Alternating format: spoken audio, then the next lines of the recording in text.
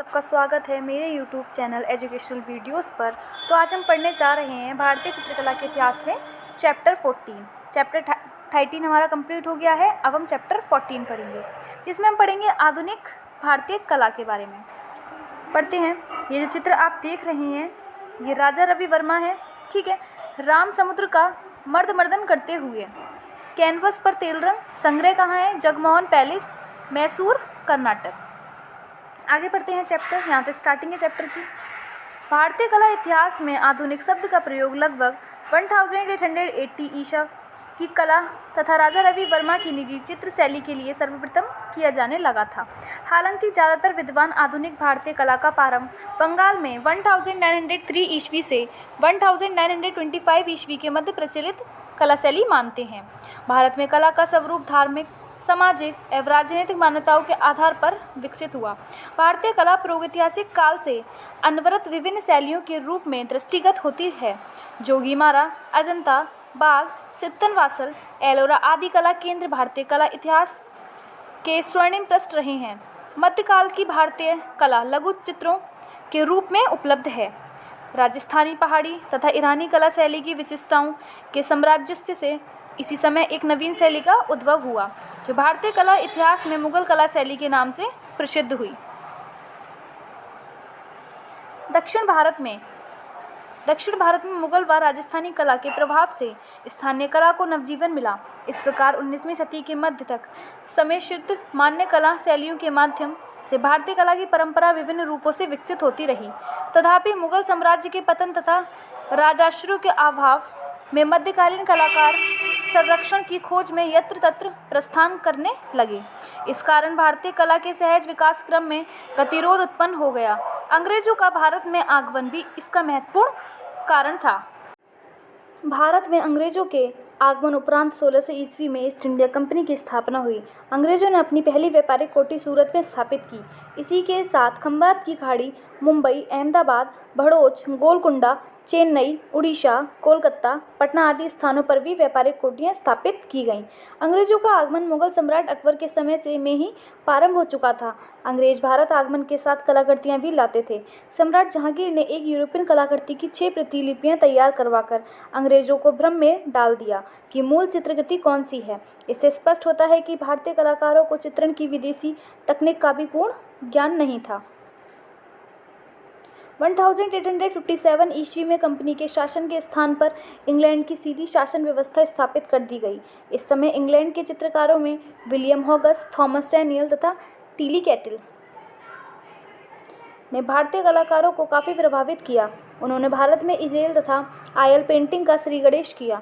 William हॉगस ने पहली बार प्रमुखता से भारतीय प्राकृतिक दृश्यों को चित्रित किया। थॉमस डैनियल व उसके भतीजे विलियम डैनियल को भारतीय ग्रामीण परिवेश ने आकर्षित किया। टिली कैटल व्यक्ति चित्रों का एक कुशल चितेरा था। वह भारत में व्यावसायिक सफलता प्राप्त करने वाला पहला चित्रकार था। टिली कैटल के बनाए 2 चित्र, आकृति कैनवास पर तेल रंग व नर्तक कैनवास पर तेल रंग, वर्तमान में राष्ट्रीय आधुनिक कला संग्रहालय नई दिल्ली में सुरक्षित हैं। कंपनी के अधिकारी एवं कर्मचारी भारतीय सभ्यता व संस्कृति से प्रभावित होकर पशु पक्षी, त्योहार, दैनिक व सामाजिक जीवन से संबंधित चित्र बनवाकर व्यापारिक स्तर पर यूरोप भेजने लगे। इस प्रकार यूरोपियन कला तत्वों तथा भारतीय विषयों को आधार बनाकर कला को विकसित किया जाने लगा। परिणाम स्वरूप ईस्ट इंडिया कंपनी, अंग्रेजी सत्ता तथा भारतीय व विदेशी कलाकारों के सहयोग से कला की एक नवीन शैली विकसित हुई, जिसे कंपनी शैली के नाम से जाना जाता है। इसी समय अंग्रेजों ने भारतीय कलाकारों को यूरोपियन कला तकनीक में प्रशिक्षित करने के लिए मद्रास वर्तमान चेन्नई, कलकत्ता वर्तमान कोलकाता, लाहौर, बम्बई वर्तमान मुंबई तथा लखनऊ में कला विद्यालय खोले। यहाँ का वातावरण, शिक्षण प्रणाली तथा सामग्री आदि यूरोपियन कला प्रणाली पर आधारित थी। विदेशी शासन की चकाचौंध व यूरोपियन चित्रों की नकल ने उच्च वर्ग को आकृष्ट किया, जिससे भारतीय अपनी कला निधि को उपेक्षित करने लगे। फोटोग्राफी तकनीक से परिचित होने के कारण भारतीय कला के अस्तित्व को एक और आघात पहुंचा और असीमता के संकट के दौर में कुछ कलाकारों तथा कला समीक्षकों ने अपने तरीके से नवीन कला आंदोलन को एक दिशा देने तथा पारंपरिक मूल्यों के प्रति विश्वास जगाने का प्रयास किया। अवनींद्रनाथ टैगोर भारतीय पुनर्जागरण काल के प्रेरता बने तथा भारतीय कला को विदेशी जकड़ से मुक्त कर नवजीवन देने का प्रयास किया। आधुनिक कला आंदोलन का प्रथम चरण यहीं से आरंभ होता है, जो बंगाल स्कूल के नाम से विख्यात हुआ। 1857 ईस्वी के स्वतंत्रता संग्राम के साथ ही भारतीय संस्कृति के प्रति लगाव हुआ तथा सामाजिक व्यवस्था में तीव्र परिवर्तन आने लगा। बंगाल में राजा राम मोहन राय ने 1828 ईस्वी में ब्रह्म समाज की स्थापना की तथा उपनिषदानुसार मूर्ति पूजा का विरोध किया। उन्हें भारतीय पुनर्जागरण का पिता कहा गया। उन्होंने राष्ट्रीय चेतना के लिए संवाद, कौमुदी, मिरातुल अखबार तथा बंगदूत जैसे स्तरीय समाचार पत्रों का संपादन व प्रकाशन किया। Max Muller, William Jones, Irwin आदि विद्वानों ने प्राचीन भारतीय साहित्य के महत्व को समझते हुए अपनी भाषा में अनुवादित किया। कनिंघम ने भारतीय इतिहास एवं पुरातत्व के लिए अविस्मरणीय खोज एवं कार्य किए। उन्हें भारतीय पुरातत्व का जनक कहा जाता है। उन्होंने 1861 ईस्वी में भारतीय पुरातत्व सर्वेक्षण विभाग ASI की स्थापना की। वे इसके प्रथम महानिदेशक भी नियुक्त हुए। इसी समय द एस्टेटिक सोसाइटी की स्थापना 15 जनवरी 1784 ईस्वी को विलियम जोन्स ने कोलकाता में की। इसका उद्देश्य प्राच्य अध्ययन को बढ़ावा देना था। 1819 ईस्वी में अजंता गुफाओं की खोज हुई तथा शोधपूर्ण लेख लिखे गए। 1875 ईस्वी में ग्रिफिथ का द टेक्निक ऑफ पेंटिंग तथा राजेंद्र पाल मिश्र का एंटीक्विटी ऑफ उड़ीसा शीर्षक लेख इंडियन एंटीक्विटी में प्रकाशित हुआ। 1876 ईस्वी में फर्ग्यूसन की पुस्तक the history of India and eastern architectures प्रकाशित हुई। इसी बात इंडियन एसोसिएशन की स्थापना सुरेंद्रनाथ बनर्जी व आनंद मोहन बोस ने 1876 ईस्वी में की। टैगोर परिवार भारत की प्राचीन संस्कृति परंपराओं का पोषक होकर भी आधुनिक था। इसी कारण अवनींद्रनाथ ने यूरोपियन कला की विभिन्न प्रवृत्तियों का अध्ययन कर कला के एक ऐसी सानुपातिक संग्रता का विकास किया जो प्राचीनता एवं आधुनिकता के मध्य की एक महत्वपूर्ण कड़ी थी। इसी बीच 1896 ईस्वी में E.V. हेवेल ने मद्रास कला विद्यालय से कलकत्ता कला विद्यालय में प्राचार्य पद ग्रहण किया, जिससे अवनींद्रनाथ के विचारों को संबल मिला। हेवेल ने भारतीय कला की विशेषताओं की ओर कला प्रेमियों का ध्यान आकृष्ट किया। उन्होंने गुप्त कला, अजंता एलोरा के अपूर्व वैभव व मुगल राजपूत चित्र शैलियों तथा चोल मूर्ति कला की सूक्ष्मताओं को पहचान कर भारतीय कला के मौलिक तत्वों को उजागर किया। 27 अप्रैल 1907 ईस्वी को गगनेंद्र नाथ टैगोर ने सर जॉन वुडराफ की सहायता से Indian society of oriental art की स्थापना की, जिसके 35 सदस्य में से 30 अंग्रेजी तथा 5 भारतीय थे। कला प्रशिक्षण एवं संरक्षण का समस्त उत्तरदायित्व इस संस्था का है। 1903 से 1925 ईस्वी तक बंगाल शैली अपने चरमोत्कर्ष पर रही। 1925 ईस्वी के लगभग इस राष्ट्रव्यापी कला आंदोलन में एक नवीन मोड़ आया, जब भारतीय कला के प्राचीन रूपों के अनुकूल समसामयिक शैली का सृजन कठिन हो गया। विदेशों से भारत का संपर्क होने के कारण तथा भारतीय कलाकारों के विदेशी भ्रमण के कारण यूरोपियन कला शैली का आदान प्रदान हुआ। 1910 ईस्वी में इंग्लैंड में इंडियन सोसाइटी बनाई गई, जिसमें रोथेनस्टीन, हेवल, लेडी हेरिंगम तथा आनंद कुमार स्वामी थे। 1914 ईस्वी में Indian society of oriental art के तत्वाधान में टैगोर परिवार के कलाकारों की लंदन व पेरिस में चित्र प्रदर्शनी आयोजित की गई। रविन्द्रनाथ टैगोर तथा गगनेंद्र नाथ टैगोर की कला शैली पर इसका अलग प्रभाव पड़ा। गगनेंद्र नाथ टैगोर ने घनवाद से प्रेरणा ली, तो वहीं रविन्द्रनाथ टैगोर ने अति यथार्थवादी शैली को आत्मसात किया। 1912 ईस्वी में रविन्द्रनाथ टैगोर की अमर कृति गीतांजलि का अंग्रेजी में अनुवाद हुआ और 1913 ईस्वी में रविन्द्रनाथ टैगोर को उस पर नोबेल पुरस्कार प्राप्त हुआ। 1915 ईस्वी में रविन्द्रनाथ टैगोर को नाइटहुड की पदवी दी गई। 1925 ईस्वी में लगभग यामिनी राय ने बंगाल की लोक कला के आधार पर एक नई शैली विकसित की। 1933 ईस्वी के लगभग जॉर्ज कीट ने श्रीलंका में नवीन प्रयोग किया। इस तरह से इस कलाधारा से अब तक चली आ रही है। टैगोर शैली असामयिक होने लगी। 1936 ईस्वी में अमृता शेरगिल ने भारत आकर चित्र प्रदर्शनी की, जिससे समसामयिक कला को अधिक संबल मिला। आगे चलकर अनेक कला संगठन बने, यथा कलकत्ता ग्रुप 43, नवगुजराती स्कूल तथा दिल्ली शिल्पी चक्र, परंतु समायक कला का पूर्ण विकास स्वतंत्रता पश्चात ही मुखरित हुआ। 1947 ईस्वी में प्रोग्रेसिव आर्टिस्ट ग्रुप मुंबई की स्थापना हुई। इस समय कलकत्ता, मुंबई तथा दिल्ली तीनों केंद्र सक्रिय थे। 1954 ईस्वी में राष्ट्रीय ललित कला अकादमी की स्थापना रविंद्र भवन नई दिल्ली में हुई। इसी के साथ 1954 ईस्वी में ही जयपुर हाउस नई दिल्ली में राष्ट्रीय आधुनिक कला संग्रहालय की स्थापना हुई। 1955 ईस्वी में ललित कला अकादमी द्वारा प्रथम राष्ट्रीय कला प्रदर्शनी आयोजित की गई। 1958 ईस्वी में ग्रुप 7 तथा ग्रुप 9, 1961 ईस्वी में अननोन ग्रुप, 1963 ईस्वी में ग्रुप 1890 तथा 1967 ईस्वी में ग्रुप 8 स्थापित हुए। 1966 ईस्वी में government college of arts and craft Chennai Madras के 40 कलाकारों के द्वारा चोलमंडलम आर्टिस्ट विलेज की स्थापना हुई। इसकी मूल प्रेरणा KCS पडिक्कर की थी।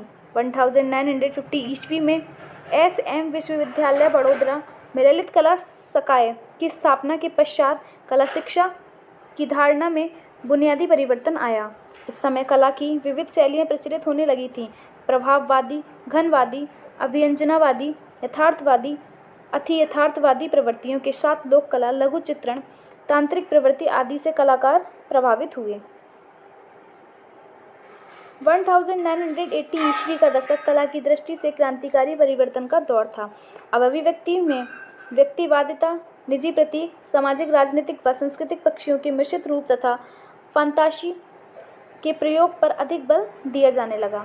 अमूर्तता की ओर झुकाव बढ़ने लगा। इस समय की आविष्कार, परक दृष्टि, नए रूपाकारों की खोज, तकनीक के विविध प्रयोगों तथा माध्यम की विविधता निरंतर विकास की ओर अग्रसर होने लगी। इस प्रवृत्ति के कलाकारों में SF हुसैन, FN सूजा, SH Raza, NS बेंदे, Satish Gujral, Jatin Das, Paritosh Sen, A Ramchandra, Jogen Chaudhary, Vikas Bhattacharjee, Akbar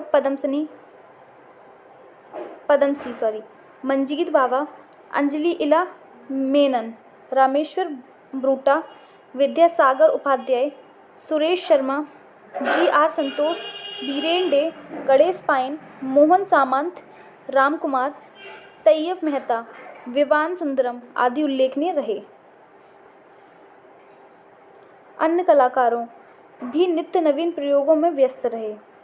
Subodh Gupta, Bharti Kher, Atul Dodiya, Anju Dodiya, Sheila Gonda, पुष्पमाला N, Rajendra Tikku, Hema Upadhyay, Nalini Malani, Ranveer Singh कलेका, Subba Ghosh, Pratul दास, सुदर्शन शेट्टी, अशोक भौमिक आदि। स्थानीय कला शैलियाँ।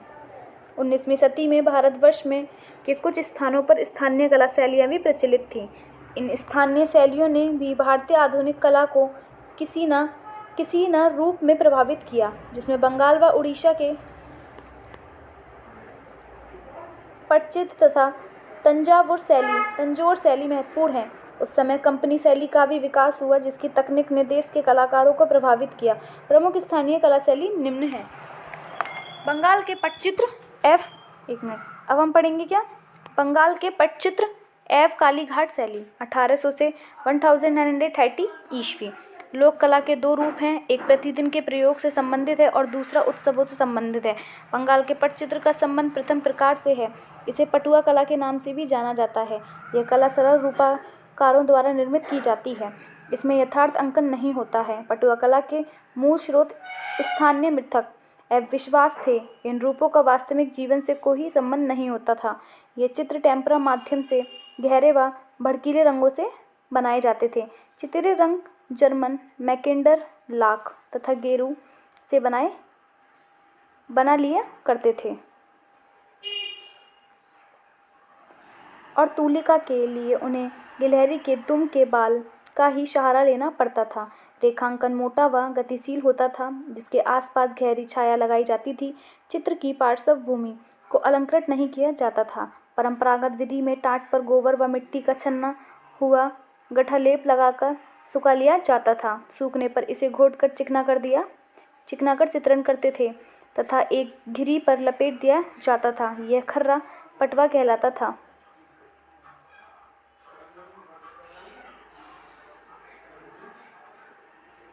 और इसको बनाने वाले पटुआ कहलाते थे। यह बंगाल की लोक कला के रूप में जानी जाती थी। ये रथ चित्र 141 कालीघाट शैली पुरोहित इलोकेशी के साथ कागज पर जल रंग संग्रह का है। राष्ट्र आधुनिक कला संग्रहालय, नई दिल्ली। 1690 ईस्वी में ईस्ट इंडिया कंपनी के एक अधिकारी जॉब चारनॉक ने कोलकाता शहर को बसाया। कोलकाता के बसाने के बाद कुछ पटुआ कलाकार कालीघाट के प्रसिद्ध काली मंदिर के आसपास में जाकर बस गए और चित्रण करने लगे। 1906 से 1911 ईस्वी तक कालीघाट के पटुआ टोले में चित्तौरों के 20 घर देखे गए थे। कालीघाट में आकर उनकी पद्धति में परिवर्तन होने लगा। यह शैली कालीघाट शैली के नाम से प्रसिद्ध हुई। उस समय बंगाल में काली की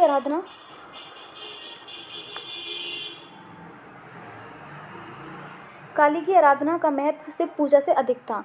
भक्तगण धार्मिक भावना से प्रेरित होकर पटचित्रों का क्रय करते थे।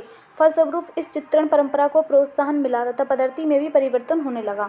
काली के विविध रूपों, राधा कृष्ण की युगल छवि, सती का शव ले जाते शिव, श्री कृष्ण को गोद में लेकर दूध दुहती यशोदा, अर्धनारीश्वर आदि धार्मिक आख्यान में अतिरिक्त बंगाल बाबू की वैश्यकृति, जिसमें नाच गाने का आनंद लेते हुए आदि, श्यामकांत बनर्जी के तंत्र योग, वैष्णवों पर हास्य तथा व्यंग्य, तारकेश्वर स्कैंडल, पान चबाते हुए, मदिरा पान करते हुए, पति पत्नी का मनमुटाव, झगड़ा, राधा कृष्ण का मान भजन, बंगाली युवती के श्रृंगार, चुवन व आलिंगन के कामुक दृश्य, हुक्का पीते हुए, मछली खाती बिल्ली, संगीत का अभ्यास करते हुए आदि के दृश्य काली घाट के कलाकारों ने प्रमुखता से बनाए हैं। कालीघाट शैली के तानपुरा बजाते शिव, कागज पर जल रंग, पूतना का वध, कागज पर जल रंग, गौर निताई, कागज पर जल रंग, राम सीता को दिखाते हनुमान, कागज पर जल रंग, षटभुज चैतन्य, कागज पर जल रंग आदि चित्र भारतीय संग्रहालय कोलकाता में तथा एक चित्र एलोकेशी के साथ पुरोहित, कागज पर जल रंग चित्र 141 वर्तमान में राष्ट्र आधुनिक कला संग्रहालय, नई दिल्ली में सुरक्षित है। इस शैली के कुछ प्रमुख चित्रकारों में NC घोष, KC घोष, नीलमणि दास, गोपाल दास पाल तथा वैरागी के नाम उपलब्ध हैं। WG आर्चर की पुस्तक कालीघाट पेंटिंग्स का प्रकाशन 1971 ईस्वी में हुआ। इस पुस्तक में WG आर्चर ने इस शैली को बाजार पेंटिंग के नाम से संबोधित किया है। 1947 ईस्वी में स्टुअर्ट किपलिंग ने कालीघाट के कुछ चित्र Victoria and Albert museum London को भेंट किए थे, जिनके आधार पर कला अमर अजीत घोष ने एक शोध लेख प्रकाशित किया। मुल्कराज आनंद द्वारा मुंबई में प्रकाशित प्रसिद्ध कला पत्रिका मार्ग का भी एक अंक पूर्णतः कालीघाट चित्रों को समर्पित रहा। फिर पढ़ेंगे हम क्या, उड़ीसा के पटचित्र।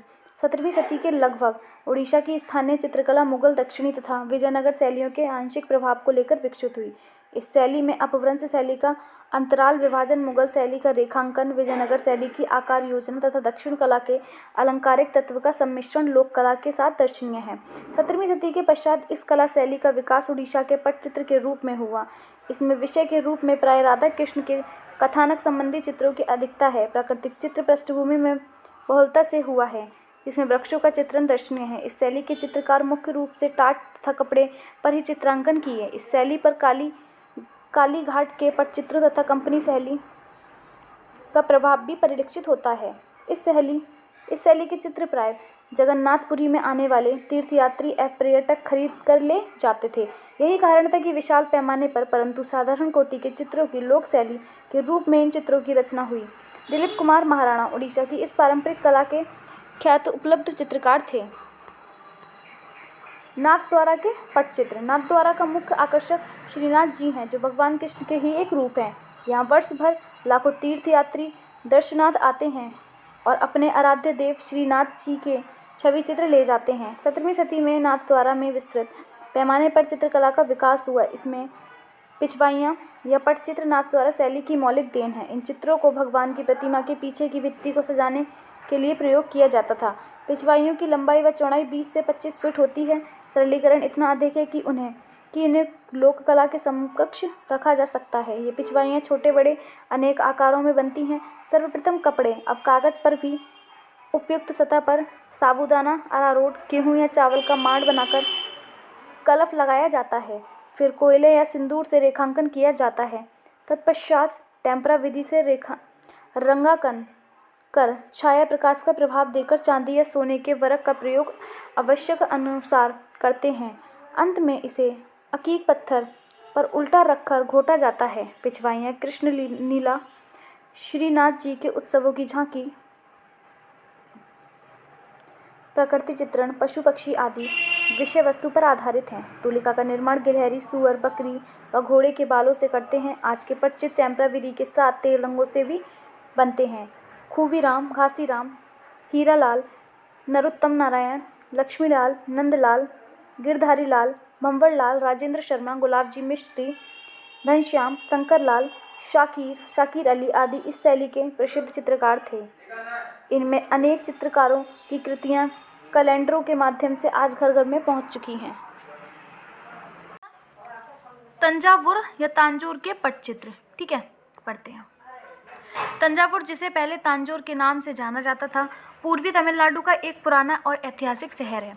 यह अपने भव्य मंदिरों के साथ साथ अपने नाम से जानी जाने वाली तंजावुर चित्रकला शैली के लिए भी प्रसिद्ध है। इनकी रचना करने वाले अधिकांश तेलुगु भाषी कलाकार चित्रकार समुदाय के थे और इनके कुल नाम राजू या राजा होते थे। तंजावुर शैली चोल राजाओं के संरक्षण में फली फूली। बाद में 17वीं-18वीं शती में मराठा शासकों ने भी इसे प्रोत्साहित करने का काम किया। इसमें हिंदू धर्म पर आधारित शिव, विष्णु तथा कृष्ण का चित्रण अधिक हुआ।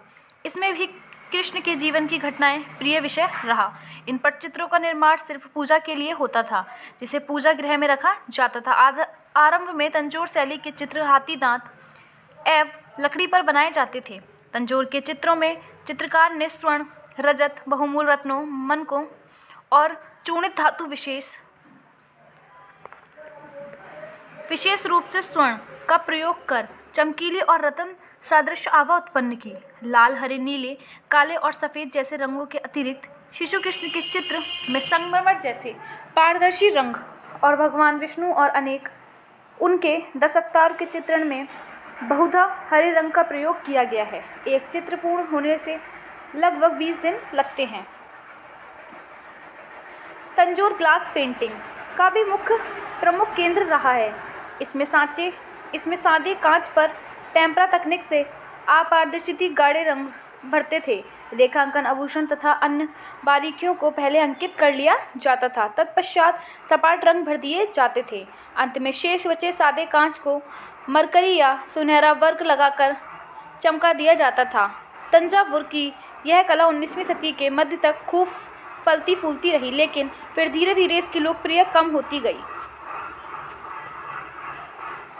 20वीं सदी के आरंभिक दशकों में इसका स्थान लियोग्राफिक प्रिंट्स ने ले लिया। 20वीं सदी के मध्य में फिर से इस कला का पुनरुत्थान हुआ और मंदिरों के लिए जन्मी यह कला कुलीनों के ड्राइंग रूम तक पहुंच गई।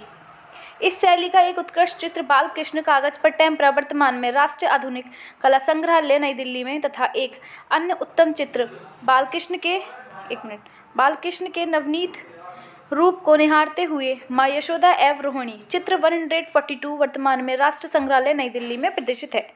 यह चित्र 142 मराठा कालीन तंजौर शैली बालकृष्ण के नवनीत रूप को निहारते हुए माँ यशोदा एवं रोहिणी, जो कि कहाँ संग्रह है, राष्ट्रीय संग्रहालय नई दिल्ली। अब हम पढ़ते हैं कंपनी शैली और पटना शैली। भारतीय कला के आधुनिक विकास में कंपनी पटना शैली का बड़ा योगदान है। इंग्लैंड की ईस्ट इंडिया कंपनी की स्थापना 1600 ईस्वी में हुई थी। धीरे धीरे इस कंपनी ने भारत पर राजनीतिक सत्ता स्थापित करना शुरू कर दिया। इंग्लैंड के शासकों ने परिस्थिति का लाभ उठाते हुए 1857 ईस्वी में कंपनी के शासन के स्थान पर इंग्लैंड की सीधी सत्ता स्थापित कर ली और देश गुलाम हो गया। इस उथल पुथल से आतंकित वातावरण के कारण कलाकार भटकने लगे और इनमें से कुछ मुर्शिदाबाद जाकर रहने लगे। 1757 ईस्वी के लगभग मुर्शिदाबाद के नवाब अलीवर्दी खां का अवसान हो गया। इसके पश्चात ये कलाकार पटना चले गए। या इन चित्रकारों ने यूरोपियन तथा भारतीय शैलियों के सम्मिश्रण से एक नई शैली को जन्म दिया, जिसे कंपनी शैली कहा जाता है। कंपनी शैली का अस्तित्व लगभग 200 वर्षों तक रहा। इस शैली को पटना शैली भी कहा जाता है, क्योंकि पटना अंग्रेजों का मुख्य व्यापारिक केंद्र था, जहाँ से चित्रकार रहकर काम करते थे। कंपनी के अधिकारियों के संरक्षण में इन चित्रकारों ने तत्कालीन भारतीय जनजीवन, मछली बेचने वाले, पतंग विक्रेता, मिट्टी के खिलौने बेचने वाले, साधु किसान आदि का प्रमुखता के साथ चित्रण किया। अपने चित्रण के सर्वथा नए मिजाज के कारण यह शैली शीघ्र ही जनसामान्य में रच बस गई। भारत की पुरानी चित्र शैलियों में शायद यही एक शैली थी रही जो सामान्य जनता के जीवन और उसके लोकचारों से के सबसे नज़दीक थी। इसके अलावा कंपनी के अधिकारियों की जीवनचर्या। ये चित्र 143। कंपनी शैली वेश्याओं का समूह। चित्रकार कौन है? गुलाम अली खान। जिसका समय यह है। संग्रह कहाँ है? सैन डिएगो कला संग्रहालय, कैलिफोर्निया, यूएसए। कुर्सी पर बैठे, नृत्य व शराब का आनंद लेते हुए कामुक दृश्य, बग्घी की सवारी, घुड़सवारी तथा वेश्याओं चित्र 143 को भी चित्रित किया है। इस प्रकार के अनेक चित्र कमिश्नर टेलर ने क्रय कर इंग्लैंड को भेजे। कंपनी शैली के चित्र प्राय 8x6 के आकार में कागज पर बनते थे। बड़े संयोजन 22x16 के आकार में बने विक्रय के लिए चित्रों के सेट भी बनाए जाते थे, जिनमें 10, 12 या 14 चित्र होते थे। ये सेट स्थानीय भाषा में फिरका कहे जाते थे। इस शैली की खोज 1943 ईस्वी में पीसी मानक ने की थी। वैसे तो कंपनी शैली 18वीं सदी से लेकर 20वीं सदी तक पल्लवित हुई, किंतु 19वीं सदी को इस शैली का उत्थान माना जाता है। इस शैली के प्रारंभिक चित्रकारों में सेवकराम 1770 से 1830 ईस्वी का नाम उल्लेखनीय है। उसने गवर्नर लॉर्ड मिंटो के लिए अनेक चित्र बनाए। इन चित्रों में दुर्गा पूजा, मुहर्रम जैसे हिंदू मुस्लिम त्यौहार उल्लेखनीय हैं। सोनपुर तथा पटना की छठ पूजा के दृश्य भी उल्लेखनीय हैं। बनारस के हुल्लासलाल 1785 से 1875 ईस्वी नामक चित्रकार को ईस्ट इंडिया कंपनी ने चित्रण हेतु अनुबंधित किया था। यह चित्रकार लियोग्राफी की छपाई के लिए भी चित्र बनाता था। झुमकलाल, तूनीलाल तथा फकीरचंद पटना शैली में कागज तथा अवरक के चाकोर टुकड़े पर चित्रण करते थे। फकीरचंद का पुत्र शिवलाल 1817 से 1887 ईस्वी कागज व हाथी दांत पर व्यक्ति चित्र बनाने के लिए बहुत प्रसिद्ध था। शिवलाल को बंगाल के उच्च अधिकारी विलियम टेलर का संरक्षण प्राप्त था। टेलर स्वयं भी एक कुशल चित्रकार था। शिवलाल को शाही मुसविर भी कहा जाता था, क्योंकि उसका पूर्वज चित्रकार मनोहर मुगल दरबार का एक प्रमुख चित्रकार था, जिसका उल्लेख जहांगीर की आत्मकथा जहांगीरनामा में हुआ है। इस समय का दूसरा उल्लेखनीय चित्रकार शिवदयाल लाल था, जो शिवलाल का चचेरा भाई और तूनीलाल का पुत्र था। उसने भी हाथी दांत पर रंगीन चित्रकारी की थी। उसे राय सुलह बहादुर का संरक्षण प्राप्त था। पटना शैली का एक अन्य चित्रकार जयराम दास था, जो भूदृश्यों को बड़ी कुशलता से जल रंग से उतारता था। 1730 ईस्वी के आसपास इलाहाबाद अब प्रयागराज का एक चित्रकार फतेह सिंह ग्वाल अहीर पटना जाकर वहां चित्रकारी करता रहा। इस काल में 2 महिलाएं दक्षो बीवी और सोनाबाई की भी उल्लेखनीय चित्रकार हुई। महाराजा ईश्वरी नारायण सिंह के संरक्षण में पटना शैली के 2 चित्रकार लालचंद्र और उसका भतीजा गोपालचंद्र व्यक्ति चित्र बनाने में कुशल थे। ये दोनों चित्रकार आरा से आए थे। इन दोनों चित्रकारों से महाराज ने इतने चित्र बनवाए कि उनको हम कंपनी शैली का जहांगीर कह सकते हैं। आरा निवासी एफ कलकत्ता अब कोलकाता प्रवासी लाल ईश्वरी प्रसाद वर्मा 1870 से 1950 ईस्वी पटना शैली के अंतिम कलाकार माने जाते हैं। उनका जन्म पटना शहर के लोधी कटरा में हुआ था। उनके पिता फकीरचंद थे, जो इलाहाबाद अब प्रयागराज के निवासी थे और ईस्ट इंडिया कंपनी के अधिकारी थे। ईश्वरी प्रसाद ने कलकत्ता आर्ट स्कूल में अध्यापन कार्य भी किया था। उनका कुल उस्ताद दल्लू लाल के कुल से संबंधित था। उनका प्रासन 19वीं सती रेशम पर जल रंग और शिव पार्वती 19वीं सदी कागज पर जल रंग चित्र भारतीय संग्रहालय कोलकाता में सुरक्षित है। उनका एक अन्य चित्र पारदनशील है। ईश्वरी प्रसाद के बाद इस शैली का कोई भी कलाकार अपने लिए स्थान नहीं बना सका। हालांकि श्री कृष्ण दास, रस्तोगी और दामोदर अवशिष्ट के नाम जरूर उभर कर आए। कंपनी शैली के आज सर्वाधिक चित्र पटना संग्रहालय बिहार में सुरक्षित हैं। इसके अलावा लंदन में विक्टोरिया एंड अल्बर्ट संग्रहालय खदा बख्श पोथी खाना, बिहार स्टेट आर्ट गैलरी, कला एवं शिल्प महाविद्यालय पटना के परिसर में आदि में इस शैली के चित्र संगीत हैं। पतंग विक्रेता कश्मीर में कशीदाकारी 1850 ईस्वी, टोकरी बुनने वाले 1875 ईस्वी, देवी महाकाली 1900 ईस्वी आदि चित्र नई दिल्ली के राष्ट्रीय संग्रहालय में प्रदर्शित हैं। इसके अलावा रंग विक्रेता 19 ईस्वी, जल रंग एवं अभ्रक, रंगरेज 19वीं सदी अभ्रक पर जल रंग, मोची 19वीं सदी अभ्रक पर जल रंग तथा धोबी 19वीं सदी जल रंग एवं अभ्रक शीर्षक चित्र भारतीय संग्रहालय कोलकाता में सुरक्षित हैं। फिर हम पढ़ते हैं कंपली शैली की विशेषताएं। मटमैले रंगों का अनमेल मिश्रण, कलात्मक चेतना का अभाव, कठोर रेखांकन तथा भावाभिव्यक्ति के अभाव के कारण यह शैली विशेष उपलब्धिपूर्ण मानी जाती है। किसी बात विशेष को लेकर चलने वाली नहीं रही, फिर भी तकनीकी प्रयोग की दृष्टि से यह शैली महत्वपूर्ण है। पटना कलम पुस्तक में पद्मश्री श्याम शर्मा ने पटना कलम की ऐतिहासिकता को प्रस्तुत करने हुए उसकी विशेषता को भी रेखांकित किया है। फिर हम पढ़ते हैं फर्स्ट क्या है। इस शैली का जन्म मुगल, भारतीय व यूरोपियन शैली के तत्वों के सम्मिश्रण के फलस्वरूप हुआ। सेकंड है, इस शैली के अधिकांश लघु चित्रों की रचना कागज, अभ्रक तथा हाथी दांत के पतली पतली सीटों परत या स्तर पर हुआ। छोटे आकार के कैनवस चित्र भी बने। टेम्परा के स्थान पर विदेशी कागज, वाट्समैन पेपर पर जल रंगों का अधिक प्रयोग हुआ था तथा परिवर्तित चित्रों में तेल रंगों से बने चित्रों में छाया प्रकाश के द्वारा उभार या कर्णशीलता दर्शाने के लिए पर्दीज का प्रयोग हुआ।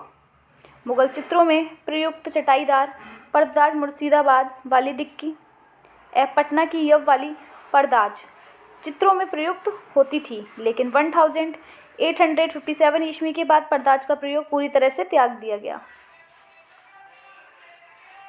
उसकी जगह रंगों को जल या तेल माध्यम से गहरा हल्का फैलाकर छाया प्रकाश का प्रयोग किया जाता था। थर्ड है, इस शैली के चित्रों में अनुकृत पोत का प्रयोग किया गया है। अब हम पढ़ेंगे फोर्थ, चित्रों में रंगों की योजना चटक नहीं है, प्राय नीले, भूरे व हरे रंगों की छाया का प्रकाश किया गया है। चित्रों की पृष्ठभूमि में सीपिया रंग का प्रयोग अधिक है। फिफ्थ है, मानव कृतियों की मुखाकृतियाँ चेहरे प्राय 1.5 चश्म की बनाई गई हैं। सिक्स्थ है, वेशभूषा लघु चित्रों की भांति एक ही ढंग के नहीं, बल्कि समाज में मिलने वाली भौतिक संस्कृति के में अनेक रूपता लिए हुए विविधतापूर्ण है। सेवन्थ है, चित्रों में वैज्ञानिक नेत्र बिंदु द्वारा परिप्रेक्ष्य दिखाया गया है। एट्थ है, प्राकृतिक का चित्रण यथार्थवादी ढंग का किंतु किंचित अलंकारित है। नाइन्थ है, विषय वस्तु की दृष्टि से प्राय प्रसिद्ध व्यक्तियों तथा आश्रयदाताओं के व्यक्ति चित्र और भारतीय जनजीवन से संबंधित चित्रण की प्रमुखता के साथ हुआ। इसके अलावा धार्मिक कथाओं पर आधारित दृश्यों का चित्रण भी हुआ। फिर हम पढ़ेंगे 10, विदेशी प्रभाव के कारण चित्रों की प्रकृतियाँ बहुत बनाई गईं। लिथोग्राफी, इनग्रेविंग, वुडकट आदि तकनीकों के से छपे चित्र व्यापारिक स्तर पर बनने लगे थे। 11th है, अधिकांश चित्रों का आकार पोस्टकार्ड जैसा होता था। अनेक चित्र स्याह कलम के आधार पर केवल काली रेखाओं या पेंसिल से रेखांकित किए जाते थे। तो ये आपका चैप्टर 14 का पार्ट फर्स्ट यहीं ख़त्म होता है। अगर आपको मेरी वीडियो अच्छी लगे तो प्लीज़ चैनल को सब्सक्राइब करें, नोटिफिकेशन बेल आइकन को प्रेस करें, लाइक करें। Thank you for watching my video.